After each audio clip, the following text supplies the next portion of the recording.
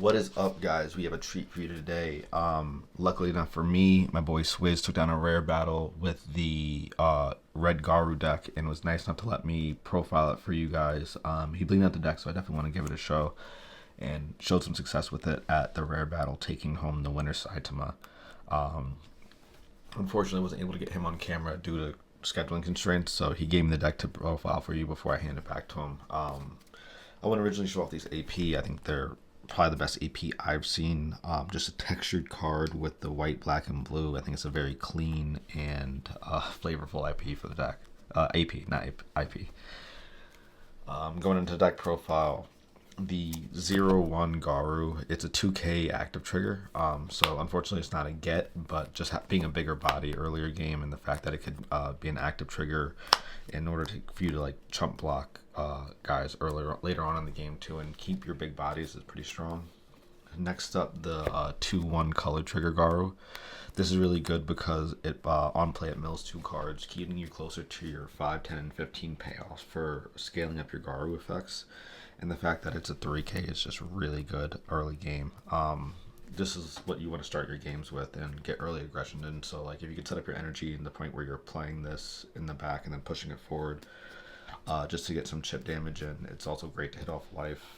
Mid to late game, it doesn't really do much because the 25k with a red color trigger, but it's still able to remove small bodies in the early game and then be a 3k blocker, so it's very good. Next up, 3 of the 2 energy producing 3-1 Garou. It gets 1000 BP on your turn, which is great for being a 4k attacker. Double energy producer is really important because of the high cost payoffs in the deck. Going forward, the 3-1 double producing SR Garou. It's 25 and it scales up accordingly. For each 5 cards in the graveyard, it gains 500 BP. And on play, you could pay an extra AP to kill a guy equal to the BP of this card.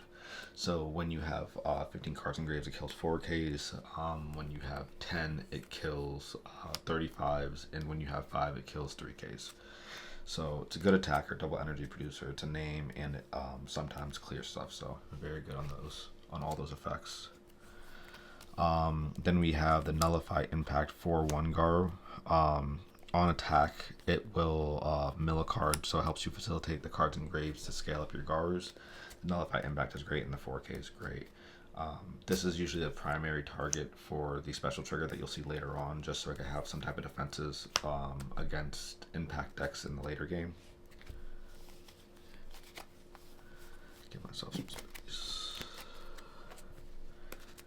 And then the flex right here. This is a 6-1 Garou. This card is great when attacking, draw a card, and gains effects based off of the number of cards in your graveyard.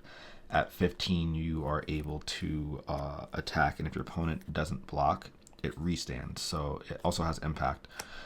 So you can get multiple damage in with this guy, drawing cards constantly, and just really taking control of the game. This card's really cool and does a lot of damage very quickly. The deck scales really quick.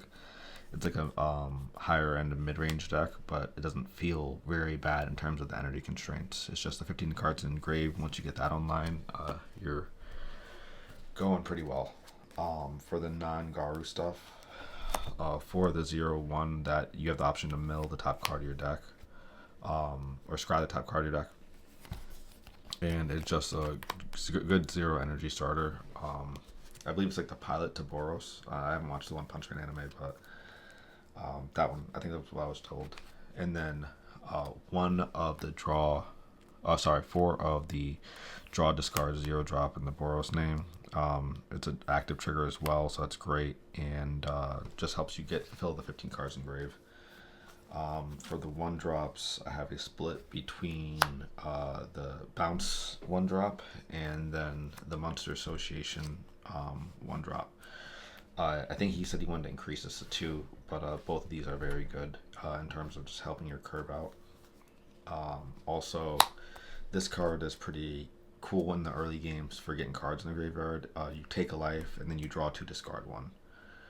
It's very good in terms of just like putting cards in the graveyard, and it's a great body. It's a 2 energy producer. It's just a non-trigger, which is like if it was a trigger, it would be insane. And then to finish up the top end, 4 of the Boros. Yeah, like I said, he blinged out the deck, so 4 of the Boros and 4 of the Goro and all their glory. This is the top end of the deck. Once you get to this point, it's really hard for any mid-range deck to come back because you're popping it for 2 AP, and then you have a 5k impactor and a huge body. It's just like constantly having this impact to close the game is really good. For the last little bit of the cards, let me put this down here, give it some space real quick.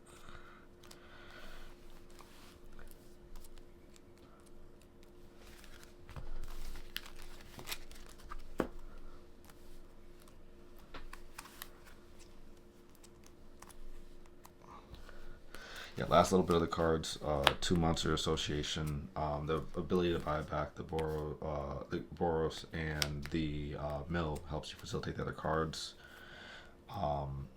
4 Domain Expansion. In the meta, you just want to max out on this right now because with the green Saitama deck, you want to maximize your chances of being able to hit final trigger and continue to play the game.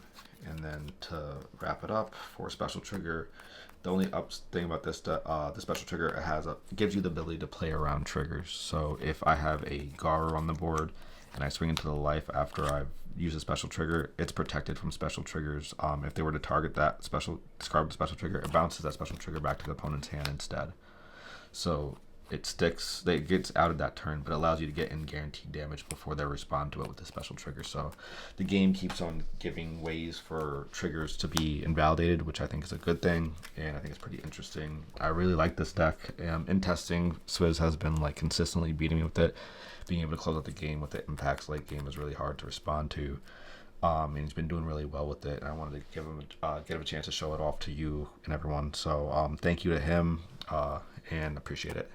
Like and subscribe if you want to see more deck profiles. The guys at Phantasm Gaming go really hard when it comes down to blinging out their decks, so they've been really nice enough to allow me to showcase it for you guys. So comment down below what you want to see next.